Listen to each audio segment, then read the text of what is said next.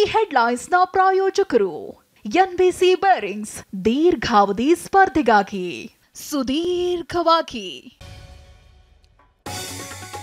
ಕೆರಗೋಡು ಧ್ವಜ ವಿವಾದ ಪ್ರಕರಣ, ಮಂಡ್ಯದಲ್ಲಿ ಹಿಂದೂ ಸಂಘಟನೆಯಿಂದ ಬೃಹತ್ ಪ್ರತಿಭಟನೆ, ಬೆಂಗಳೂರಿನಲ್ಲಿ ಬಿಜೆಪಿ ನಾಯಕರ ಧರಣಿ. ಕಾಂಗ್ರೆಸ್ನದ್ದು ಉದ್ದೇಶಪೂರ್ವಕ ರಾಜಕಾರಣ, ಗುಂಡೇಟಿಗೆ ಹೆದರಲ್ಲ, ಲಾಠಿ ಏಟಿಗೂ ಬಗ್ಗಲ್ಲ, ಸರ್ಕಾರದ ವಿರುದ್ಧ ಬಿಜೆಪಿ ವಾಗ್ದಾಳಿ. ಬಿಜೆಪಿ ಅನಗತ್ಯವಾಗಿ ವಿವಾದ ಸೃಷ್ಟಿ ಮಾಡ್ತಾ ಇದೆ, ಎಲೆಕ್ಷನ್ಗೋಸ್ಕರ ಪ್ರತಿಭಟನೆ ಮಾಡ್ತಾ ಇದ್ದಾರೆ, ಸಿಎಂ ಸಿದ್ದರಾಮಯ್ಯ ಕಿಡಿ.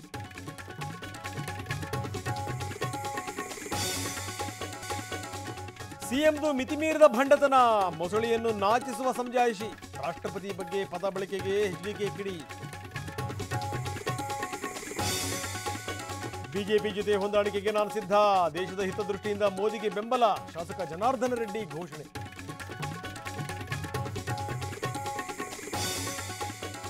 ದೆಹಲಿಯ ಭಾರತ್ ಮಂಟಪದಲ್ಲಿ ಪರೀಕ್ಷಾ ಪೇ ಚರ್ಚಾ, ಪರೀಕ್ಷೆ ಎದುರಿಸುವ ಬಗ್ಗೆ ವಿದ್ಯಾರ್ಥಿಗಳಿಗೆ ಪಾಠ, ಪೋಷಕರಿಗೂ ಪ್ರಧಾನಿ ಟಿಪ್ಸ್.